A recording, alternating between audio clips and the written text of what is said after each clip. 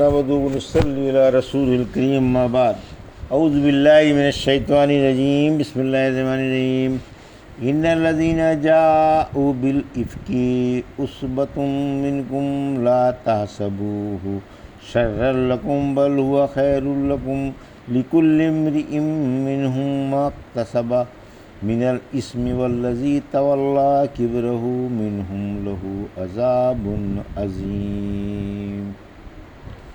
ابھی آپ نے سورہ نور کی آیت 11 کی تلاوت سماعت فرمائی۔ اس آیت کا ترجمہ اس طرح ہے: ان الذین جاؤوا بالافک عصبۃ منکم لا تحسبوه شرا لکم بل هو خیر لکم لکل امرئ منهم ما اکتسب من الاثم والذی تولی کبرہ منهم له عذاب عظیم۔ آیت 11 ترجمہ: واقعی جن لوگوں نے یہ طوفان اٹھایا تمہاری ہی ایک جماعت ہے، تم اس بہتان کو اپنے حق میں برا نہ سمجھو بلکہ تمہارے حق میں بہتر ہے۔ ان میں سے ہر ایک کے لیے وہ گناہ ہے جو اس نے کمایا، اور جو اس کا سرغنہ ہے اس کے لیے بڑا عذاب ہے۔ یہ تھا ترجمہ سورہ نور کی آیت 11 کا۔ اب تفسیر۔ اس آیت میں افک کا بیان ہے۔ یہ تفصیلی بیان ہے جس بیان کو 2 نشستوں میں انشاءاللہ آپ کے سامنے پیش کیا جائے گا۔ پہلی نشست میں آج اور دوسری نشست میں کل انشاءاللہ۔ یہ آیت اور اس کے بعد والی 9 آیتیں صدیقہ رضی اللہ تعالی عنہا کی شان میں اتریں جب آپ پر منافقوں نے تہمت لگائی تھی جو سراسر جھوٹ اور بے بنیاد تھی۔ پروردگار عالم کی غیرت کو جوش آیا اور اپنے پیارے رسول کی حرم محترم کی برات قرآن پاک میں اتاری تاکہ رسول کی آبرو پر دھبا نہ آئے۔ فرمایا کہ یہ طوفان اٹھانے والے 1 یا 2 نہیں بلکہ تمہاری پوری ایک جماعت ہے جس کا سرغنہ عبداللہ بن ابی ہے جو منافقوں کا سردار ہے۔ یہی لوگوں کو جمع کر کے ایک ایک کے کان میں یہ بے بنیاد بات پروتا تھا اور پھیلا رہا تھا۔ آخرکار سنتے سنتے مسلمانوں کے دلوں میں بھی وسوسہ پیدا ہوا اور آپس میں چپکے چمگوئیاں شروع ہونے لگیں۔ یہ سلسلہ تقریباً 1 ماہ تک جاری رہا۔ پھر قرآن پاک کی ان آیتوں نے معاملہ صاف کر دیا اور صدیقہ رضی اللہ تعالی عنہ کی برات ظاہر کر دی۔ صحیح حدیثوں میں یہ قصہ پوری تفصیل سے آیا ہے۔ صدیقہ رضی اللہ تعالی عنہ کہتی ہیں، جب طوفان اٹھانے والوں نے صدیقہ رضی اللہ تعالی عنہ پر طوفان اٹھایا تو اللہ نے ان کی برات ظاہر فرما دی۔ صدیقہ رضی اللہ تعالی عنہ فرماتی ہیں، جب رحمت عالم صلی اللہ علیہ وسلم کسی سفر کا ارادہ کرتے تو عورتوں کو لے جانے کے بارے میں قرعہ ڈالتے اور جس کے نام کا قرعہ نکل آتا اس کو اپنے ساتھ لے جاتے۔ ایک دفعہ ایک لڑائی کے موقع پر میرا نام بھی نکل آیا، میں آپ کے ساتھ روانہ ہو گئی۔ یہ واقعہ پردہ واجب ہونے کے بعد کا ہے۔ میں اپنے حوضے ہی میں سوار کرا دی جاتی تھی اور حوضے ہی کو اتار دیا جاتا تھا جس میں میں ہوتی تھی۔ آخر ہم میدان جنگ میں پہنچ گئے۔ پھر جب آپ اس سے فارغ ہو گئے تو واپس لوٹ آئے۔ جب مدینے کے قریب پہنچے تو ایک جگہ ٹھہر گئے۔ آپ نے رات ہی میں قافلہ روانہ ہونے کا اعلان فرما دیا۔ میں حاجت ضروریہ کی وجہ سے لشکر کے پڑاؤ سے بہت دور چلی گئی تھی۔ پھر جب فارغ ہو کر واپس آئی تو پڑاؤ کے قریب پہنچ کر گلا جو ٹٹولا تو یمنی منکوں کا ہار گلے سے کہیں گر گیا تھا۔ اسے ڈھونڈنے کے لیے پھر اسی جگہ گئی جہاں حاجت ضروریہ سے فارغ ہوئی تھی اور اسے ڈھونڈنے میں لگی رہی۔ حوض اٹھانے والوں نے حوض یہ سمجھ کر سوار کرایا کہ میں اس میں ہوں گی۔ اس زمانے میں عورتیں دبلی پتلی اور ہلکی پھلکی ہوتی تھیں۔ بھاری بھرکم اور موٹی تازی نہیں ہوتی تھیں، کیونکہ بقدر زندگی ہی کھانا کھایا کرتی تھیں۔ لوگوں نے جب حوض اٹھا کر اونٹ پر رکھا تو اس کے ہلکے پن سے انہیں یہ خیال بھی نہ گزرا کہ میں اس میں نہ ہوں گی۔ اس وقت میں نوعمر بچی تھی۔ لوگوں نے اونٹ اٹھایا اور چل دیے۔ میں نے لشکر کے جانے کے بعد ہار ڈھونڈ لیا۔ اب جو میں پڑاؤ پر پہنچی تو وہاں چڑیا کا بچہ بھی نہ تھا، سناٹا تھا۔ آخر میں اسی جگہ پہنچی جہاں میرا اونٹ بٹھایا گیا تھا، وہیں بیٹھ گئی اور انتظار کرنے لگی کہ جب لوگ مجھے نہ پائیں گے تو اس جگہ میری تلاش میں آئیں گے۔ بیٹھے بیٹھے نیند کا غلبہ ہوا اور سو گئی۔ صفوان بن معطل سلمی لشکر کے پیچھے پیچھے تھے۔ وہ بھی اپنے مقام سے پچھلی رات کو چل پڑے اور ہمارے پڑاؤ کے قریب صبح کو پہنچ گئے۔ انہوں نے دور سے ایک سوتا ہوا آدمی دیکھا تو قریب آئے تو دیکھ کر پہچان گئے، کیونکہ انہوں نے مجھے پردے سے پہلے دیکھا تھا۔ مجھے دیکھ کر زور سے انا للہ پڑھی اور ان کی آواز سے میں بیدار ہو گئی اور چادر سے پردہ کر لیا۔ اللہ کی قسم انہوں نے مجھ سے بات بھی نہیں کی اور نہ میں نے ان سے بحث انا للہ کے کچھ سنا۔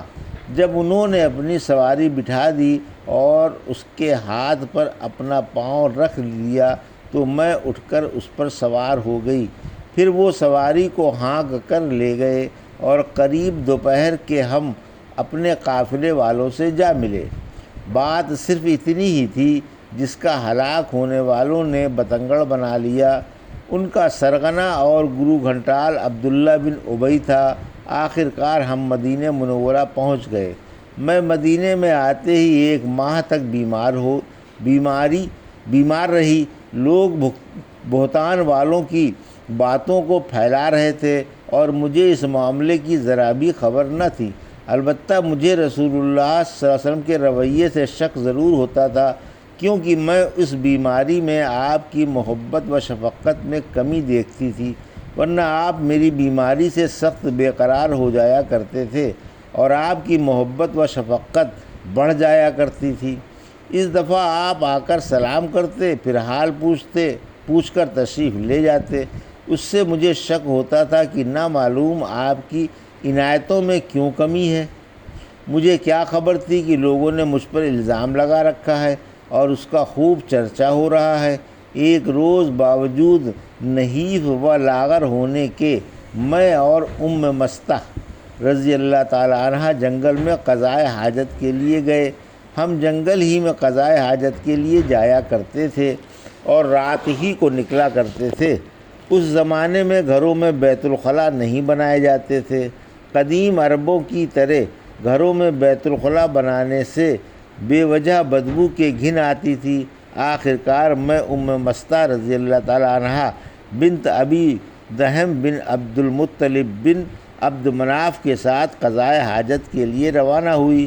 ان کی والدہ صخر بن عامر کی صاحبزادی تھیں اور ابو بکر صدیق رضی اللہ تعالی عنہ کی خالہ تھیں، اور ان کا ایک بیٹا مستہ بن اساسہ بن عباس بن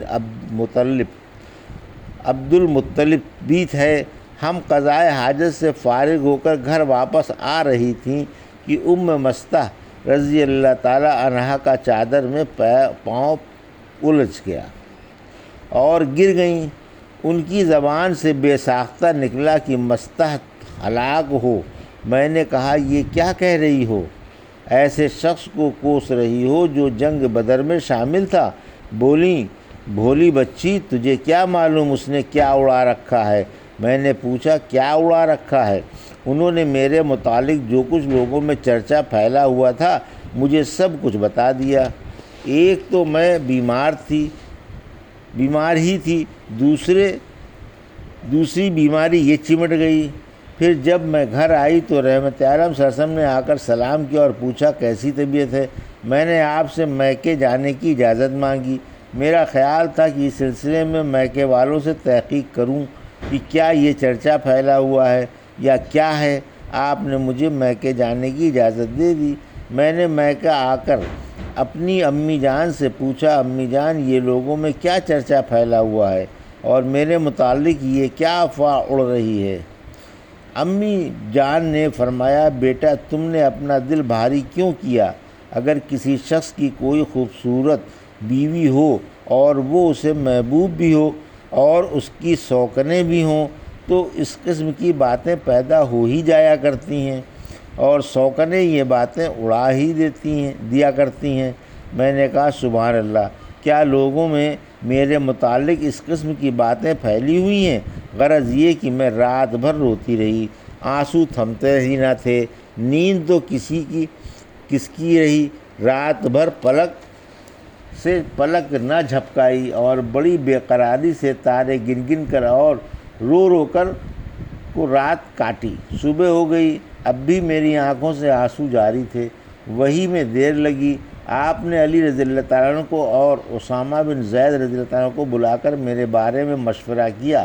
اسامہ بن زید رضی اللہ تعالیٰ عنہ نے کہا، میرے خیال میں یہ قطعی پاک دامن ہیں، ان کی محبت، عزت اور شرافت ہمارے دلوں میں ہے، ہم ان کے بارے میں اچھا ہی خیال رکھتے ہیں، ہم نے آج تک ان کی اچھائیاں ہی دیکھی ہیں اور کوئی برائی نہیں پائی۔ علی رضی اللہ تعالیٰ عنہ نے کہا، اے اللہ کے نبی صلی اللہ علیہ وسلم، حق تعالیٰ کی جانب سے آپ پر کوئی تنگی تو ہے نہیں، ان کے علاوہ عورتیں بہت ہیں، آپ اس خادمہ سے پوچھ لیں، یہ آپ کو صحیح بات بتا دے گی۔ چنانچہ آپ نے بریرہ کو بلا کر ان سے پوچھا، تم نے عائشہ رضی اللہ تعالیٰ عنہا کی کوئی شک والی بات تو نہیں دیکھی؟ بریرہ نے جواب دیا، اس کی قسم جس نے آپ کو سچا رسول بنا کر بھیجا ہے، میں نے ان کی کبھی کوئی شک والی بات نہیں دیکھی۔ ہاں یہ بات ضرور ہے کہ کمسن ہیں، بچی ہیں اور بے پرواہ ہیں، کبھی کبھی گندھا ہوا آٹا رکھ کر سو جاتی ہیں اور بکری اسے آ کر کھا جاتی ہے۔ اسی روز آپ نے ممبر پر کھڑے ہو کر فرمایا، مسلمانوں، تم میں کوئی شخص ایسا بھی ہے جو مجھے اس شخص کی ایذاؤں سے بچائے جس کی ایذاؤں کی نوبت یہاں تک پہنچ گئی ہے کہ اب اس نے میری اہلیہ پر بھی الزام لگایا ہے۔ اللہ کی قسم میں نے ان میں اچھی باتوں کے سوا کوئی بری بات دیکھی ہی نہیں، اور جس شخص سے بدنام کیا ہے وہ بھی بیچارہ نیک ہے، کبھی خلوت میں میرے گھر جاتا بھی نہیں، کبھی کبھار آتا ہے تو میرے ساتھ ہی گھر میں آتا ہے۔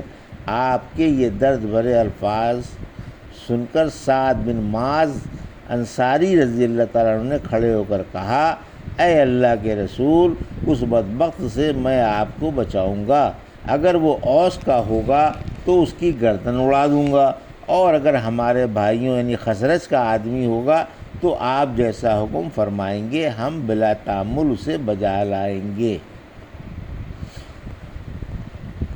یہ سن کر سعد بن عبادہ سردار خزرج جو تھے تو نیک مگر قومی حمیت میں غصے میں بھر گئے، کھڑے ہو کر کہنے لگے، سعد بن معاذ، اللہ کی قسم تمہارا خیال غلط ہے، تم اسے قتل اس کی قتل پر قادر بھی نہیں ہو سکتے، اگر وہ تمہارے قبیلے کا ہوتا تو یقیناً تم اس کا قتل کیا جانا کبھی گوارا نہ کرتے۔ اس پر اسید بن حضیر جو سعد بن معاذ کے چچا زاد بھائی تھے نے سعد بن عبادہ سے کہا، تم جھوٹے ہو، اللہ کی قسم ہم اسے قتل کر ڈالیں گے، تم منافق ہو اور منافقوں کی طرف سے جھگڑتے ہو۔ اس پر اوس و خزرج کے دونوں قبیلے بھی پھر گئے اور ایک دوسرے پر حملہ کرنے کا قصد کرنے لگے۔